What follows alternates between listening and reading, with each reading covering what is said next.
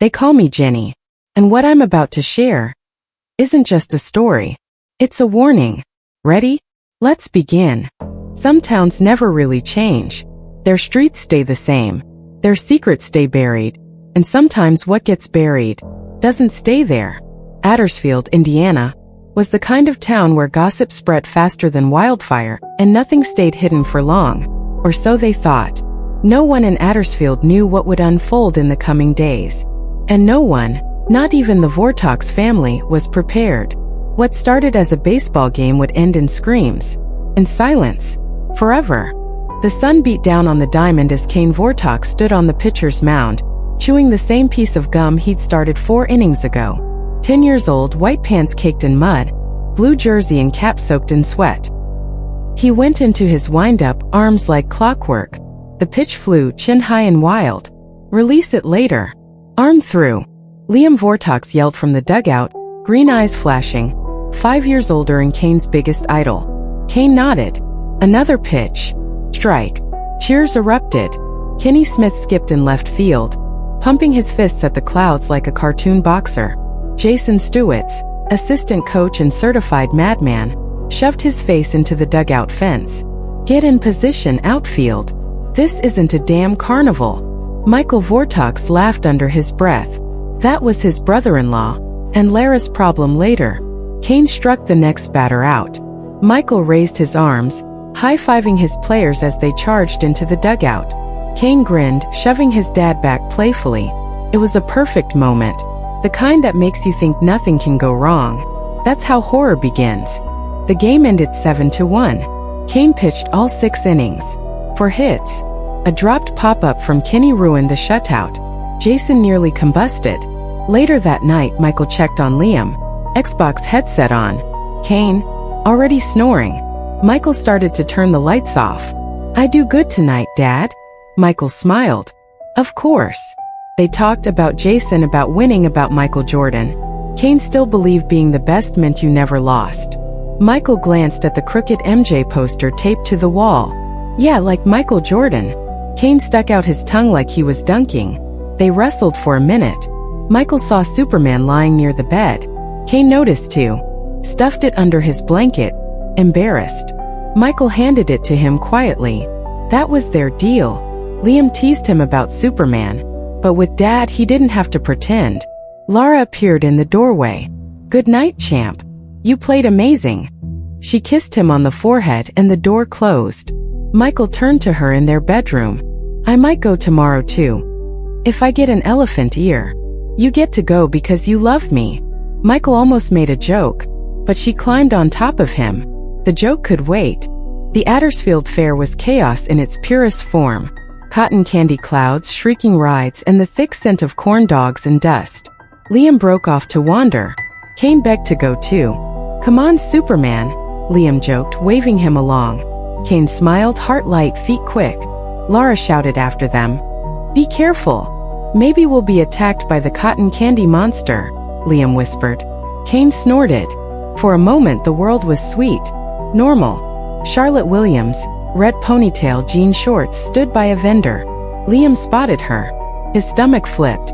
His palms went cold. Then Kane. You got a girlfriend or something? Liam shoved a crumpled 5 into Kane's hand. Go ride something. Kane laughed and ran. Charlotte smiled. Things were falling into place. Until they weren't. Liam stood behind Charlotte at a lemonade shake-up stand. He panicked. His usual puns returned. Did anyone hear about the dinosaur eating a lemon? I heard it was a Tyrannosaurus Rex. The vendor nearly had a heart attack. Charlotte laughed.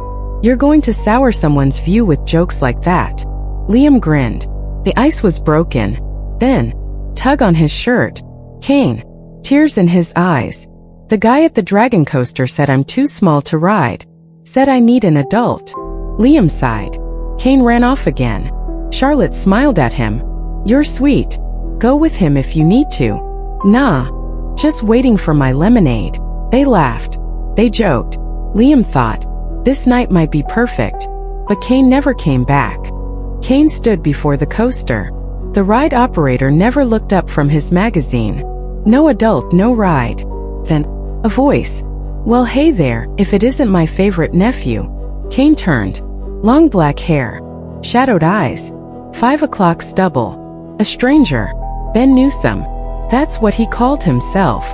I'll ride with him, Ben said to the operator. No questions asked. No ID checked. They rode. Cain screamed with joy. Ben smiled too wide. Too long.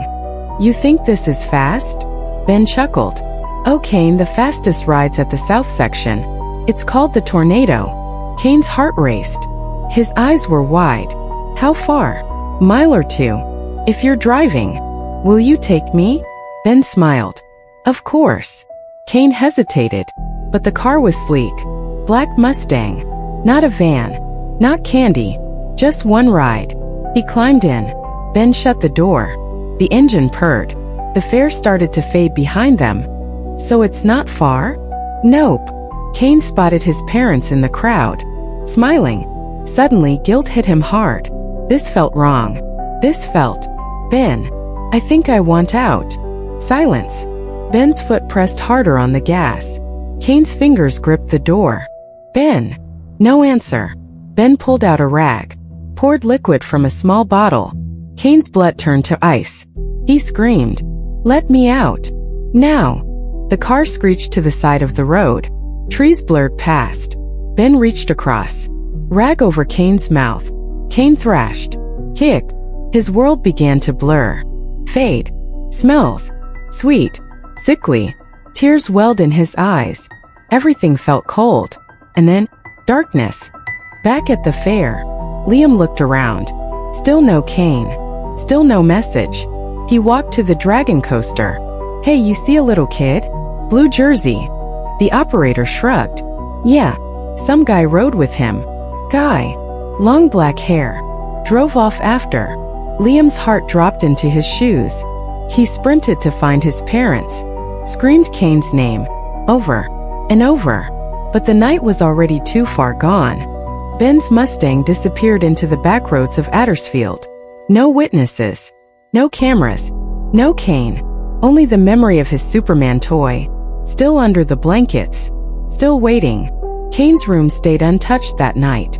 Lights off. Window open. The breeze blew in gently. Cool. And silent. Addersfield always believed they knew everything. They believed nothing escaped them. But something had. And now it had Cain. And Cain was never seen again. Only one person remembered that name. Ben Newsome.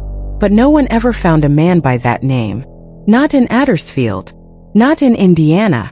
And not anywhere else on Earth. If you enjoyed the story, don't forget to like, share, and subscribe for more chilling horror tales.